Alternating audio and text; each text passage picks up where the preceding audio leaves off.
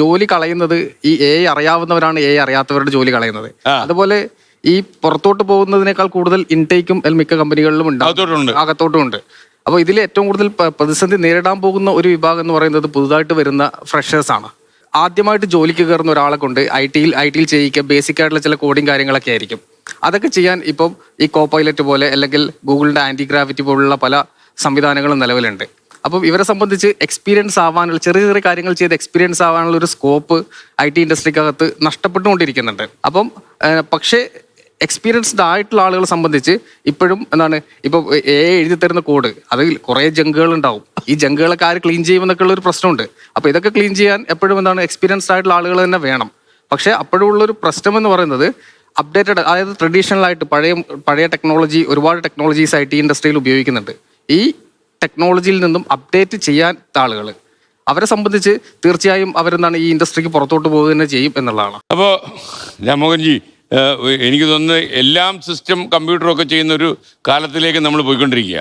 നമ്മൾ കാരണം ഇതൊരു സമൂഹത്തിൽ പ്രത്യേകിച്ച് ഈ ബഹിരാഷ്ട്ര കമ്പനികളിൽ നിന്നൊക്കെ ജോലി പോകുന്ന ആൾക്കാരുടെ പേരുവിവരങ്ങൾ സോഷ്യൽ മീഡിയയിലൊക്കെ പ്രചരിക്കുമ്പോൾ വല്ലാത്തൊരു ആശങ്ക പടുന്നുണ്ട് നമ്മുടെ സൊസൈറ്റിയിൽ. ഒരു ആശങ്ക നിലവിലുണ്ട്. കാരണം പ്രത്യേകിച്ച് കേരള സൊസൈറ്റി എന്ന് പറയുമ്പോൾ നമ്മുടെ എല്ലാവരുടെയും ആരെങ്കിലും ബന്ധുമിത്രാദികൾ ആരെങ്കിലും IT സെക്ടറിൽ ജോലി ചെയ്യുന്നുണ്ടാവും.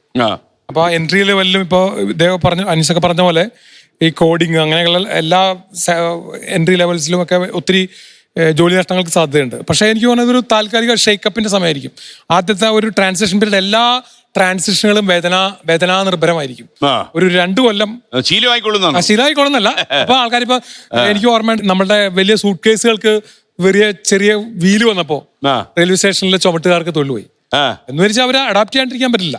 അങ്ങനെ എന്തുകൊണ്ട് കേരളം, നമ്മുടെ കേരളീയ സമൂഹം, പ്രത്യേകിച്ച് നമ്മുടെ പുതിയ തലമുറ വലിയ സജ്ജരായിരിക്കും ആ സമയമാകുമ്പോഴേക്കും. എനിക്കൊരു 2-3 വർഷം ഒരു വേദനാകരമായ മാറ്റങ്ങളിലൂടെ കടന്നുകൊണ്ടി വരുന്ന എനിക്ക് തോന്നുന്നു. ഒരുപാട് ഇപ്പൊ എനിക്ക് തോന്നുന്നു ഈ പോകുന്ന ജോലികളൊക്കെ ഈ റിസപ്ഷനിസ്റ്റുകൾ അല്ലെങ്കിൽ ചിലപ്പം ഈ മരുന്നെടുത്ത് കൊടുക്കുന്ന ഫാർമസിസ്റ്റുകൾ ഇങ്ങനെയൊക്കെയുള്ള ഏരിയകളിലൊക്കെ കാര്യമായിട്ട് ആൾക്കാരെ വേണ്ടാതെ വരും. പിന്നെ ക്രിയേറ്റീവ് മേഖല ഇപ്പൊ പണ്ടെല്ലാം പറഞ്ഞിരുന്നത് എന്ത് പ്രശ്നം ഉണ്ടായാലും ബാക്കിയുള്ള എല്ലാവരും ജോലി പോയാലും ക്രിയേറ്റീവ് രംഗത്തുള്ളവരെ അങ്ങനെ കാര്യമില്ല. ഇപ്പൊ ഈ AI വന്നതോടുകൂടി എനിക്ക് തോന്നുന്നു ഏറ്റവും വലിയ ത്രെട്ട് ഇപ്പൊ അമേരിക്കയിലൊക്കെ വലിയ സമരം നടന്നു, ഹോളിവുഡിലൊക്കെ. ഈ പാട്ടെഴുത്തുകാരൻ പരിപാടി അവതരിപ്പിക്കാൻ സ്കാൻ വേണ്ട ഒരു AI എനിക്ക് ഞാൻ ഒരു പ്രതീക്ഷിക്കുന്നുണ്ട്. സിദ്ദിഖ് പറവൂ. അപ്പൊ താങ്കളെ വാഗ്ദത്ത ഭൂമി എന്നൊരു സിനിമ സംവിധാനം ചെയ്തു അല്ലേ? അതിന്റെ നിർമ്മാതാവാണ് അദ്ദേഹം. അദ്ദേഹം താങ്കളുടെ ആദ്യത്തെ നിർമ്മാണമാണോ ഇത്? ഞാൻ ഇതുവരെ 4 പടം ചെയ്തു. വേറെ ഏത് പടമായിരുന്നു? 4 പടവും വ്യത്യസ്തമായിട്ടുള്ള സാഹചര്യങ്ങളിൽ ചെയ്തതാണ്. ഓക്കെ. അപ്പോൾ ആദ്യം ഒരു പടം പിടിച്ചു, അത് കഴിഞ്ഞ് പിന്നെ 2 എണ്ണം ഒന്നിച്ച് പിടിച്ചു. അതും ഒക്കെ സിനിമ ഇൻഡസ്ട്രിയിലെ ഒരു സ്പെഷ്യാലിറ്റി ഉണ്ട്.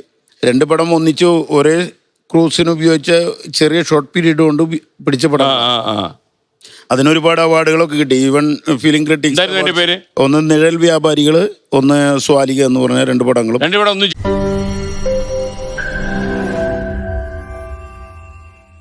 ലോകത്തെവിടെയായാലും ഏത് സമയത്തും 24 വാർത്തകളും ഓഗ്മെന്റഡ് റിയാലിറ്റി പാക്കേജുകളും എക്സ്പ്ലെയിനറുകളും വിശദമായി കാണാൻ ഞങ്ങളുടെ YouTube ചാനൽ നിങ്ങൾക്ക് സബ്സ്ക്രൈബ് ചെയ്യാം.